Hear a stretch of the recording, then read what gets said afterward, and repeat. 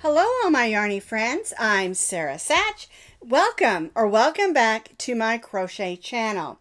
Now it's August and that means it's time for our August square of the month. And again, we're basing our inspiration for our squares on the monthly birthstone. August birthstone is called a Peridot and it is a bright lime green and it can change in colors to some of the darker shades, but mostly when you see it in jewelry, it'll be a bright lime green. And this square here is our August square.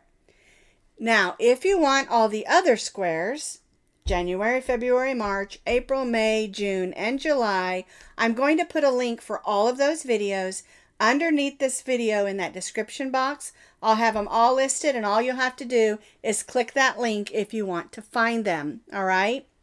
Now, each one of them is a 6-inch square, and we're making 2 of each square, or 24 squares, for our blanket that we're going to make in January.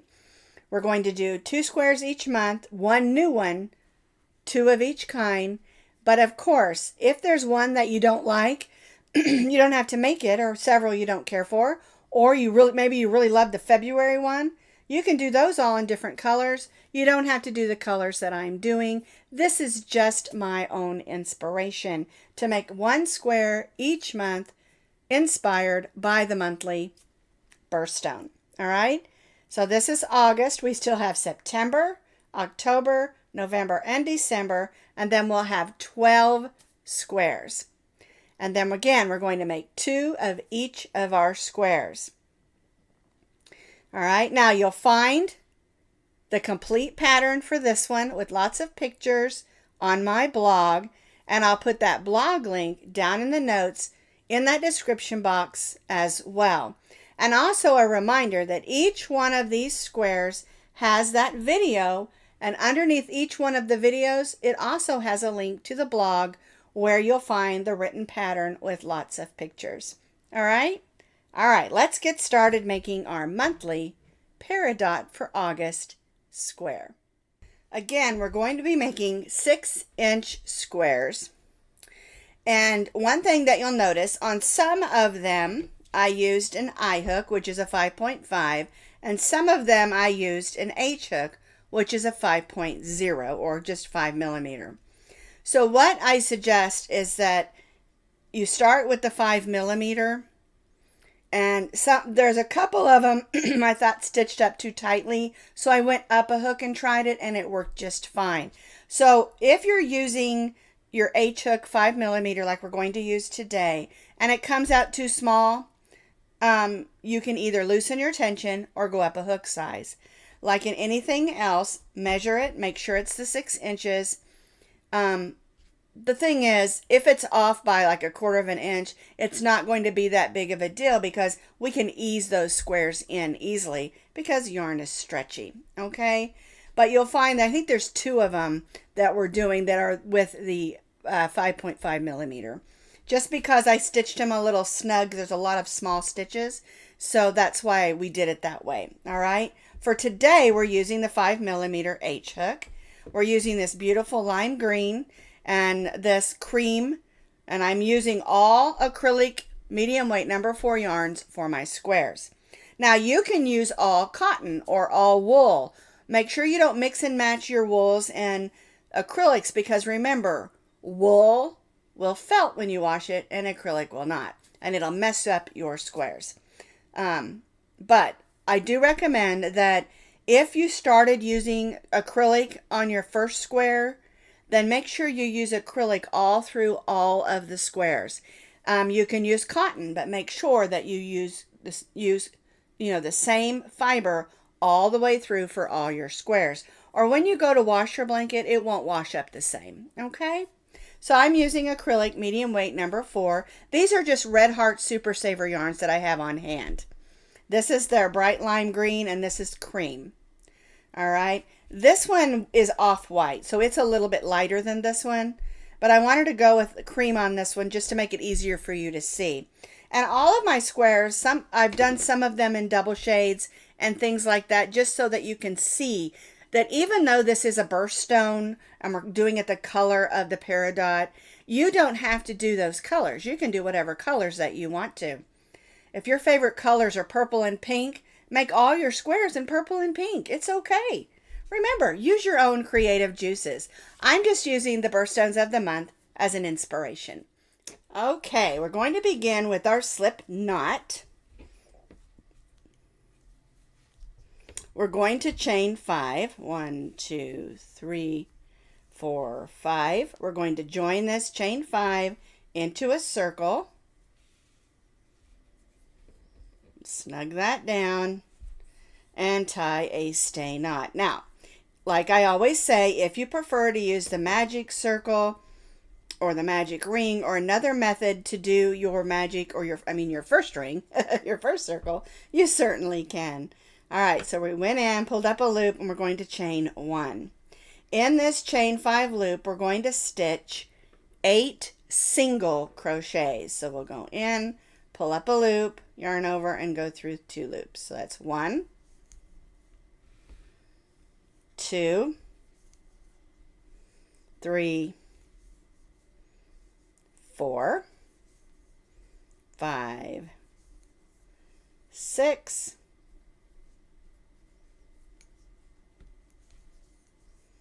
7, and 8.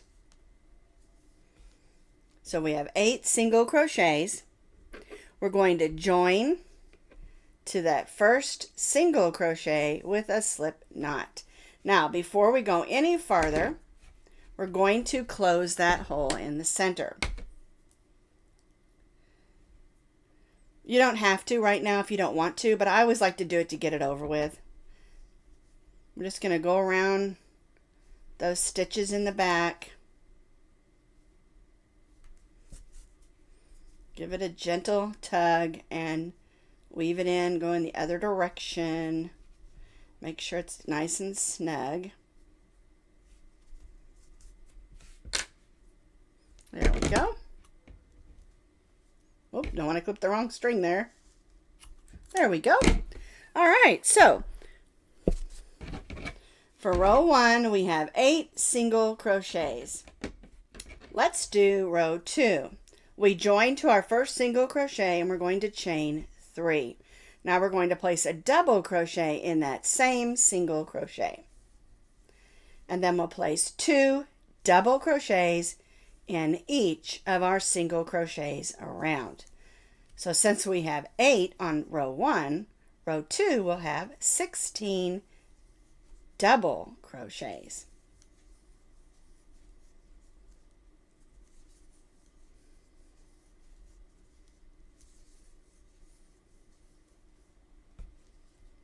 Two double crochets in each of our 8 single crochets, and then we'll join back to our chain 3. We did 2 double crochets in each of our single crochets. We joined to our chain 3 with a slip stitch and chained 3. Now we're going to double crochet in the same stitch as our chain 3. Now we're going to front post double crochet in the next stitch. So we're going to go around the post of the stitch. We usually stitch up here, but we're going to go around the post of the stitch. Now the next stitch, we're going to stitch 2 double crochets. 1, 2, and then the next stitch, we're going to stitch a front post double crochet. And that's our repeat around. 2 double crochets in the next, and front post double crochet in the next double crochet. 2 double crochets in the next double crochet, and 1 front post double crochet in the next. Okay, I'm going to tilt it a little so you can see those front post stitches. So we're doing 2 and 1, but on the 1 we're making it a front post stitch. 2 double crochets in the next, front post double crochet in the next, and repeat all the way around. And again, join back to our chain 3. I have completed row 3. we did 1 double crochet in the same stitch as our chain 3, and then we did a front post double crochet. 2 double crochets in the next, front post in the next. So we have 8 front post stitches, and we have 16 regular double crochets. So that gives us 24 stitches.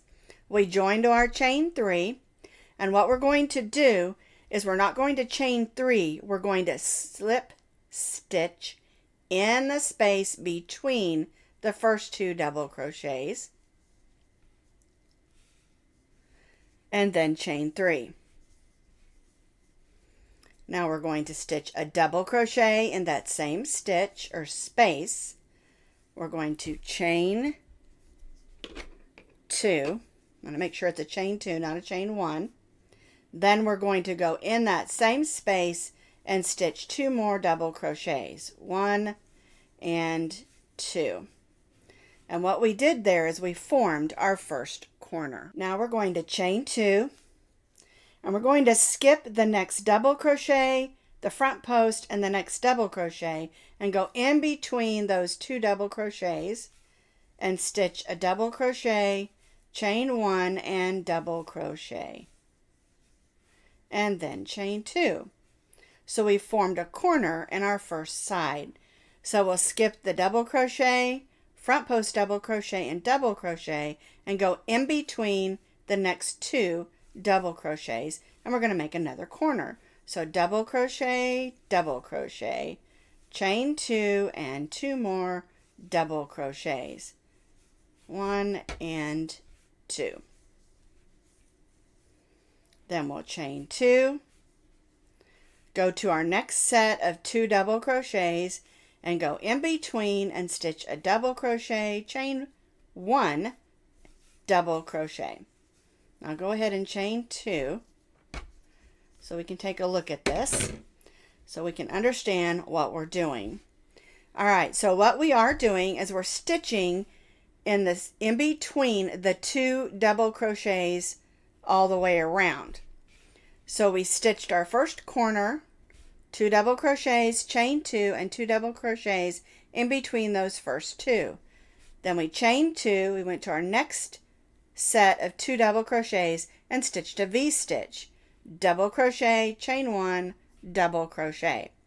Then we chained 2, we went to our next set of 2 double crochets and stitched our second corner, chain 2, then went to the next set of 2 double crochets and stitched a V-stitch, double crochet, chain 1, and double crochet, and chain 2. And then we'll repeat what we did here 2 more times. I repeated that on these last 2 sides, so we have 4 corners with 2 double crochet, chain 2, 2 double crochet, then we chained 2, we did a V-stitch, double crochet, chain 1, double crochet, then we chained 2 and did another corner in the next one. And they're each one placed in between each of the sets of 2 double crochets. I did it this way because I was trying to make those front post stitches stand out and be nice and crisp. And I think it does do that. All right, so now we're going to join. Here's our last chain 2. We're going to join to our chain 3 with a slip stitch.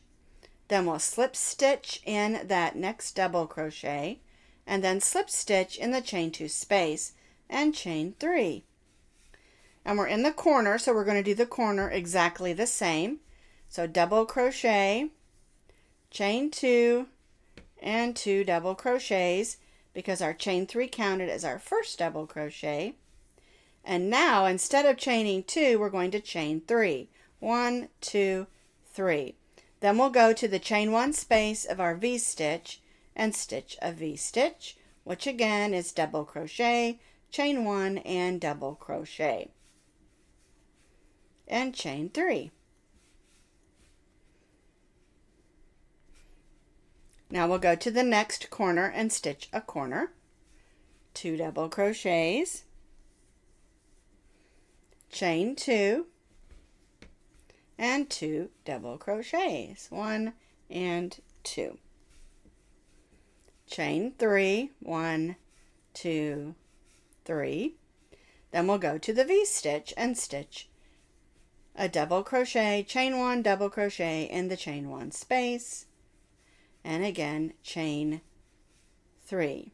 All right, so row 5 is the same as row 4. The only difference is we're stitching in the chain 1 spaces or chain 2 spaces of the corners, and we're stitching chain 3 in between. All right, so 2 double crochet, chain 2, 2 double crochets in the chain 2 space of the corner, chain 3, and then a V-stitch, which is a double crochet, chain 1, double crochet in the chain 1 space, and chain 3. And we'll repeat this all the way around and join back to our chain 3. I have completed row 5. We did our corners the same. We did our V-stitches in the chain 1 spaces of our V-stitches, and we did chain 3s in between. We're going to join to our chain 3 with a slip stitch. We're going to slip stitch in the next double crochet and then slip stitch in that chain 2 space. All right, and I went ahead and chained 1. We're going to cut our yarn because we're going to change to our cream color. All right. There we go. Now we're going to go in this chain 2 space and chain 3. Then we're going to stitch 2 more double crochets, 1 and 2. We're going to chain 2 and then stitch 3 double crochets, 1, 2, and 3, and then chain 2. So we've made our first corner. This time though, we're doing 3 double crochets instead of the 2 we did on the previous 2. Chain 2, and we're going to go in this chain 3 space and stitch 3 double crochets, 1, 2, and 3. We're going to chain 2. We're going to skip past this V-stitch and go to the chain 3 space and stitch 3 double crochets. There's 2 and 3, and chain 2. So now it looks like a basic granny square side, right? All right, so this is how we're going to be doing this row. We'll stitch the corner with 3 double crochets,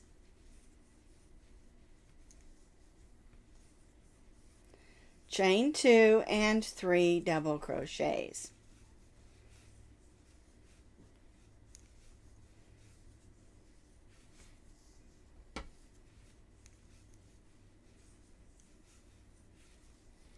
There we go. Chain 2, and we'll do that 2 times, 1 in each of those chain 3 spaces.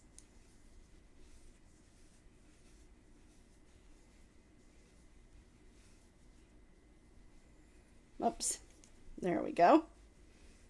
Got wrapped around my hook wrong. There's 2 and 3, and chain 2. All right, so let's take a look at it so we can see how we're doing.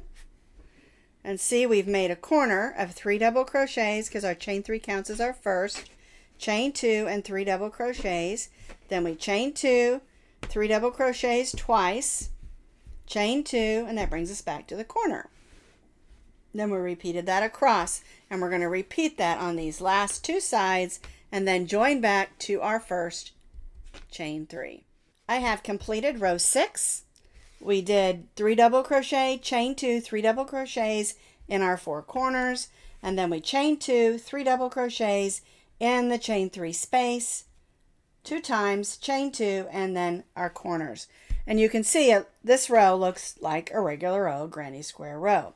Now the last row is our single crochet row. We join to our chain 3 with a slip stitch, and we're going to slip stitch to the corner. So we'll slip stitch in those 2 double crochets and then slip stitch in the corner and chain 1. In this corner, we're going to stitch 2 single crochets, chain 1, and 2 single crochets. All right, Now we're going to single crochet in those 3 double crochets. 1, 2, and 3. Then we'll stitch 2 single crochets in the chain 2 space, 1 single crochet in the 3 double crochets, 2 single crochets in the chain 2 space, and 1 single crochet in those 3 double crochets, 2 single crochets in the chain 2 space, and then 1 single crochet in those next 3 double crochets. So basically we're just doing a row of single crochet. That brings us to the corner. We're going to stitch 2 single crochets, chain 1 and 2 single crochets, 1 and 2. Okay, and then we'll repeat on these 3 sides exactly what we did right here. I have completed row 7, that last row. So we're going to cut our yarn and we're going to tie off. Pull that loop to the back. And we do have to weave in these 2 and this one, but I love how this particular square turned out. All right, so this is our Peridot square for August. Here's the other one that I did, that I put on the blocking board. Now, let me tell you real quick how I do my blocking. Remember, it is not required that you block your squares, okay? I just do it to make it easier to get them to match up when it's time to put them together. And you can tell I did use a darker cream on this one than I did on this one. All right, so all I do is I have these blocking boards that I got at, I think I got them at Michael's probably 10 years ago. They still make these. You can get them at Hobby Lobby. You can get them at Joann's, Michael's. I've seen them at Walmart every now and then. But you don't have to have these. You can use anything. Before I bought these, I used to just put a towel over a piece of cardboard and pin them. Okay? But what I do is I just pin them to the blocking board. Then I just take water. I don't put anything in it. And I spritz it. And sometimes I'll spritz it on the back side before I put it on a board. But with squares, I just spritz the top. Then I set it on top of my dryer. When I do my next load of laundry, the heat will come up through and dry it. If I'm in a hurry, I might set it in the sun or in front of the window where the sun's coming through. It's that easy. It's just, like I said, it's not necessary. It just helps when putting your squares together to help them to meet up to the size that you want them to be. Okay? I need to pin this one over here. But that's how I block my squares. Okay? And again, this is our August square, the Peridot Lime Green Birthstone.